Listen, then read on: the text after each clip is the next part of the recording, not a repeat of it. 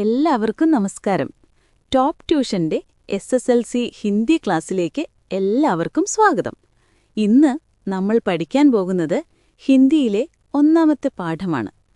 ഇതൊരു ചെറിയ കഥയാണ്, ഒരു ലഘുകഥ. ഈ കഥയുടെ പേര് ഖിഡ്കി എന്നാണ്. എന്താണ് ഖിഡ്കി എന്ന് പറഞ്ഞാൽ ആർക്കെങ്കിലും അറിയാമോ? ശരിയാണ്, ജനൽ, വിൻഡോ. അപ്പോ നമ്മുടെ കഥയുടെ പേര് ജനൽ എന്നാണ്. ഈ മനോഹരമായ കഥ എഴുതിയിരിക്കുന്നത് അഞ്ജു ഖർബന്തയാണ്. അപ്പോൾ നമുക്ക് കഥയിലേക്ക് കടന്നാലോ? എല്ലാവരും റെഡിയല്ലേ? ഓക്കെ, അപ്പം നമുക്ക് തുടങ്ങാം. കഥാനായകൻ, അതായത് ഈ കഥ നമ്മളോട് പറയുന്ന ആള്, അദ്ദേഹത്തിന് ഒരു കല്യാണത്തിന് പോകണമായിരുന്നു. ഹോഷിയാർപൂരിൽ നിന്നാണ് കല്യാണത്തിന്റെ ക്ഷണം വന്നിരിക്കുന്നത്. അപ്പോൾ ട്രെയിനിൽ പോകാനാണ് അവർ തീരുമാനിച്ചത്. അതൊരു തണുപ്പ് കാലത്തിന്റെ തുടക്കമായിരുന്നു. ചെറിയ തണുപ്പൊക്കെ വന്നു തുടങ്ങിയിട്ടേ ഉള്ളൂ. അപ്പോൾ അദ്ദേഹം വിചാരിച്ചു, എന്തിനാ വെറുതെ AC കോച്ചിൽ പോകുന്നത്? ഈ പ്രാവശ്യം നമുക്ക് ജനറൽ കോച്ചിൽ പോയി യാത്രയുടെ ഒരു രസം ആസ്വദിക്കാമെന്ന്. നല്ല ആശയല്ലേ? സാധാരണ എല്ലാവരും ACയുടെ സുഖസൗകര്യങ്ങളാണ് ഇഷ്ടപ്പെടുന്നത്. എന്നാൽ ഇദ്ദേഹം ഒരു വെറൈറ്റിക്ക് വേണ്ടി ജനറൽ കോച്ചിൽ പോകാൻ തീരുമാനിച്ചു. പക്ഷെ വീട്ടിൽ ഭാര്യയ്ക്കും കുട്ടികൾക്കും ആദ്യം ഇത് കേട്ടപ്പോൾ അത്ര ഇഷ്ടമായില്ല. അവർക്ക് കുറച്ച് ദേഷ്യമൊക്കെ വന്നു.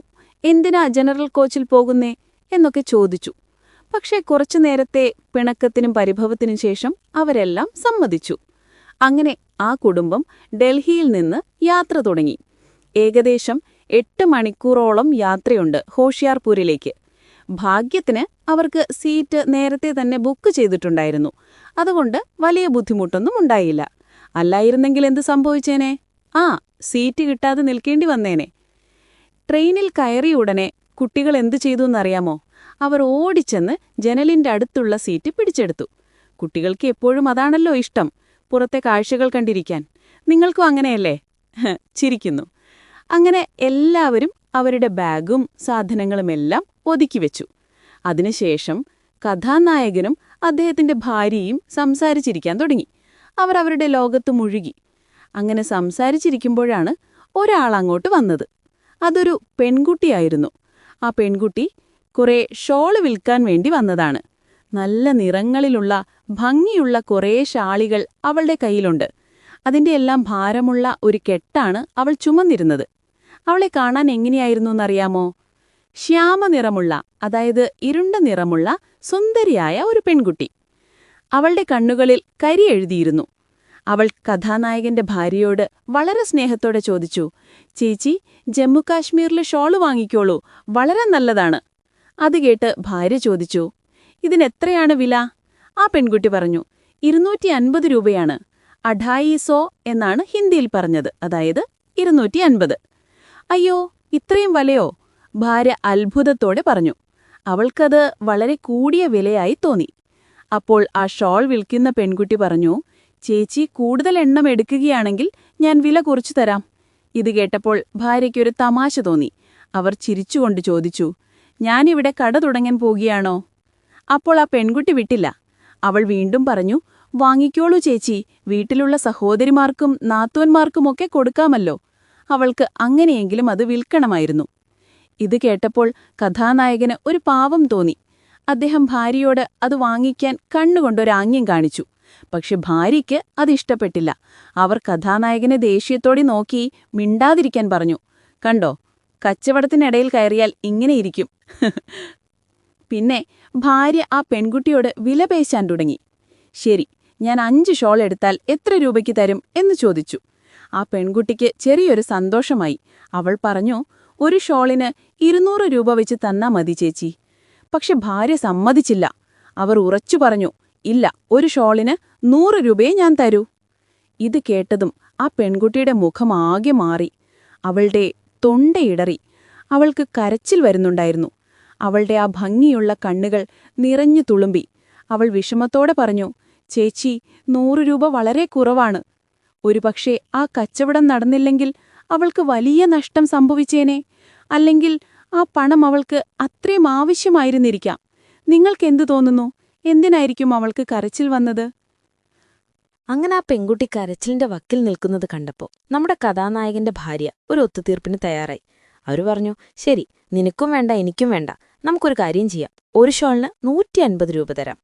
ന തേരി ന മേരി എന്നാണ് അവർ ഹിന്ദിയിൽ പറഞ്ഞത്. അതൊരു പ്രയോഗമാണ്, അതായത് രണ്ടുപേർക്കും സമ്മതമായ ഒരു വില.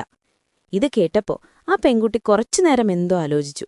എന്നിട്ട് ശരി ചേച്ചി, അങ്ങനെ മതി എന്ന് പറഞ്ഞു. അവളുടെ ശബ്ദത്തിൽ ഒരുതരം നിസ്സഹായതയുണ്ടായിരുന്നു. അവൾ ആ ഷോളിന്റെ കെട്ട് ഭാര്യയുടെ മുന്നിലേക്ക് നീക്കിവെച്ചു. എന്നിട്ട് പറഞ്ഞു, ഇതാ, ഇഷ്ടമുള്ള നിറങ്ങൾ തെരഞ്ഞെടുത്തോളൂ. ഭാര്യ അതിൽ നിന്ന് 5 നല്ല ഷോളുകൾ തെരഞ്ഞെടുത്തു. എന്നിട്ട് പണം കൊടുക്കാൻ വേണ്ടി ഭർത്താവിനെ നോക്കി. അദ്ദേഹം പെട്ടെന്ന് തന്നെ 750 രൂപയെടുത്ത് ആ പെൺകുട്ടിക്ക് കൊടുത്തു. പണം കിട്ടിയപ്പോൾ അവൾ നന്ദിയോടെ അവരെ നോക്കി. എന്നിട്ട് അടുത്ത കോച്ചിലേക്ക് പോയി. അങ്ങനെ ആ കച്ചവടം കഴിഞ്ഞു. പക്ഷെ കഥ അവിടെ തീർന്നില്ല. ആ പെൺകുട്ടി പോയതിനു ശേഷവും ഭാര്യയുടെ മനസ്സ് ആ കച്ചവടത്തിൽ തന്നെയായിരുന്നു. അവർ യാത്രയിലുടനീളം ഒരേ കാര്യം തന്നെ പറഞ്ഞുകൊണ്ടിരുന്നു. അവൾ ഒറ്റത്തവണ പറഞ്ഞപ്പോൾ തന്നെ 150 രൂപയ്ക്ക് സമ്മതിച്ചല്ലോ, എനിക്ക് തെറ്റുപറ്റി, കുറച്ചുകൂടി വിലപേശനായിരുന്നു, ഒരു പക്ഷേ അതിലും കുറഞ്ഞ വിലയ്ക്ക് കിട്ടിയണേ. പലരുടെയും ഒരു സ്വഭാവമാണത്, അല്ലേ? എത്ര കുറച്ച് കിട്ടിയാലും ഇനിയും കുറയ്ക്കാമായിരുന്നു എന്ന് തോന്നും. പക്ഷെ നമ്മുടെ കഥാനായകൻ ശ്രദ്ധിച്ചത് അതൊന്നും ആയിരുന്നില്ല. അദ്ദേഹത്തിന്റെ മനസ്സ്, അല്ലെങ്കിൽ അദ്ദേഹത്തിന്റെ സൂചി, പഴയ കാര്യങ്ങളിലേക്ക്, ഭൂതകാലത്തിലേക്ക് പോയിരുന്നു. അദ്ദേഹം തന്റെ മകളെ മടിയിലിരുത്തി ട്രെയിനിന്റെ ജനലിലൂടെ പുറത്തേക്ക് നോക്കുകയായിരുന്നു. ആ കാഴ്ചകൾ കാണുന്നതിനിടയിൽ അദ്ദേഹത്തിന്റെ ഓർമ്മകൾ പുറകോട്ടേക്ക് സഞ്ചരിച്ചു. അദ്ദേഹം ആലോചിച്ചതെന്താണെന്നറിയാമോ? ആ പെൺകുട്ടിയെക്കുറിച്ച്, അവളുടെ നിറഞ്ഞ കണ്ണുകളെക്കുറിച്ച്. ആ കണ്ണുകൾ കണ്ടപ്പോൾ അദ്ദേഹത്തിന് സ്വന്തം അച്ഛനെയാണ് ഓർമ്മ വന്നത്. അദ്ദേഹത്തിന്റെ അച്ഛനും പണ്ടിതുപോലെ ട്രെയിനുകളിൽ സാധനങ്ങൾ വിറ്റു നടന്ന ആളായിരുന്നു. ദിവസം മുഴുവൻ അലഞ്ഞു തിരിഞ്ഞ് ക്ഷീണിച്ച് അവശനായി വീട്ടിലേക്ക് വരുമ്പോൾ അദ്ദേഹത്തിന്റെ അച്ഛന്റെ കണ്ണുകളിലും ഇതേ നനവ്, ഇതേ വിഷമം കാണാമായിരുന്നു. ഇന്നാ പെൺകുട്ടിയുടെ കണ്ണുകളിൽ കണ്ട അതേ വേദനയും കഷ്ടപ്പാടും.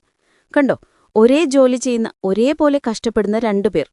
ഒരാൾ തന്റെ അച്ഛൻ, മറ്റൊരാൾ അപരിചിതയായ ഒരു പെൺകുട്ടി. പക്ഷെ അവരുടെ 2 പേരുടെയും കണ്ണുകളിലെ വേദന ഒന്നായിരുന്നു.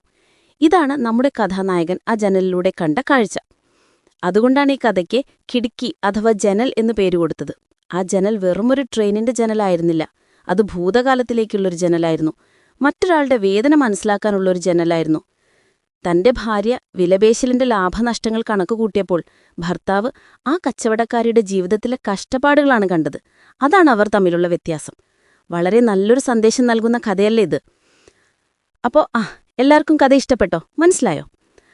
പിന്നെ നമ്മുടെ ഈ ടോപ്പ് ട്യൂഷൻ സെന്ററിൽ ചെറിയ ബാച്ച് സൈസിലാണ് ഹൈസ്കൂൾ ക്ലാസ്സുകളുള്ളത്. അപ്പോൾ നല്ല മാർക്ക് വേണമെന്നുണ്ടെങ്കിൽ എത്രയും പെട്ടെന്ന് നമ്മളുടെ ഫേസ് ടു ഫേസ് ക്ലാസ്സിൽ ജോയിൻ ചെയ്യുകയോ അല്ലെങ്കിൽ യൂട്യൂബ് ക്ലാസ്സസ് ഉപയോഗിക്കുകയോ ചെയ്യുക.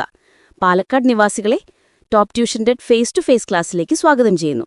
കൂടുതൽ അറിയുവാൻ 8006066363 എന്ന നമ്പറിലേക്ക് വിളിക്കുക.